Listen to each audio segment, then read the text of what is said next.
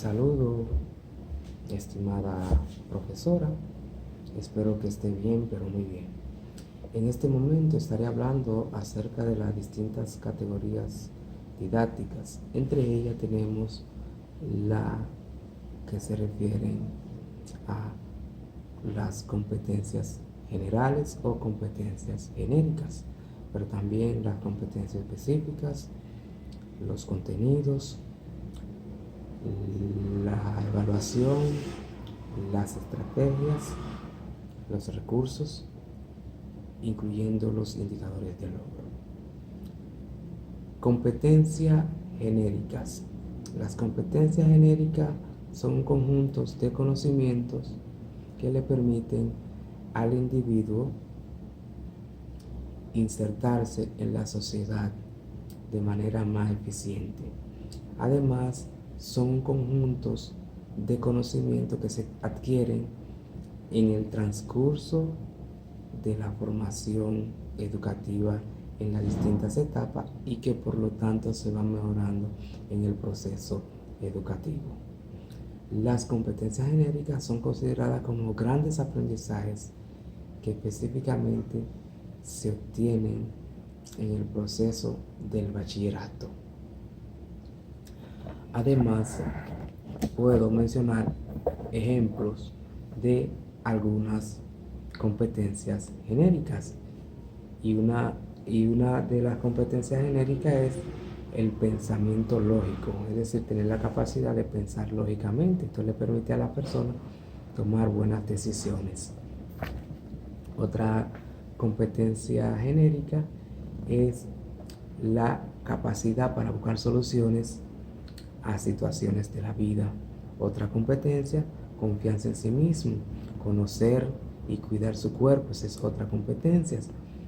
Cuidar a los seres vivos, tener la competencia científica y tecnológica, conocer los elementos de la comunicación. Este es de vital importancia, ya que a través de la comunicación es que nosotros nos interrelacionamos con los demás y podemos transmitir las ideas con mayor facilidad, pero también identificar los sentimientos y las emociones de los demás. Otra competencia es ofrecer explicaciones científicas de fenómenos naturales y sociales. Mientras que por competencia específica nos estamos refiriendo a aquellas que son articuladas o que se articulan en las distintas o diferentes áreas curriculares. Por ejemplo, en matemática tenemos identificar y relacionar los números enteros con los racionales, pero también podemos decir domina las propiedades de los números enteros, expresar el tanto por ciento como fracción, etc. Hay distintas competencias específicas. Lo importante es que se sepa que estaban dirigidas a, como su nombre lo indica, a áreas curriculares determinadas, especificadas. Además, podemos mencionar otros elementos importantes que son contribuyentes de lograr los objetivos en la planificación educativa. Esos elementos importantes que podemos mencionar son los contenidos. Sabemos que hay distintos contenidos. Ellos se clasifican en contenidos procedimentales, contenidos actitudinales y también contenidos conceptuales.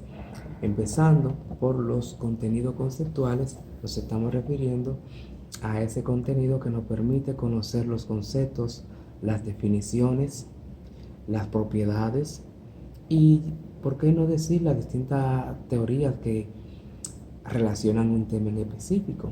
Por ejemplo, si estamos hablando de los números racionales, en el contenido conceptual, aquí podemos saber en qué se basan los números racionales, cómo se definen los números racionales, cómo se representan los números racionales, cuáles son las propiedades de los números racionales, etc.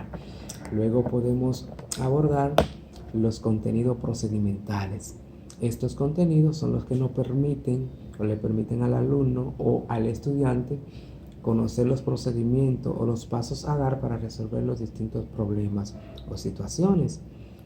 Por ejemplo, aquí podemos ver cuáles son los pasos a dar para resolver sumas de fracciones, para resolver multiplicación de fracciones, para resolver operaciones con números decimales también.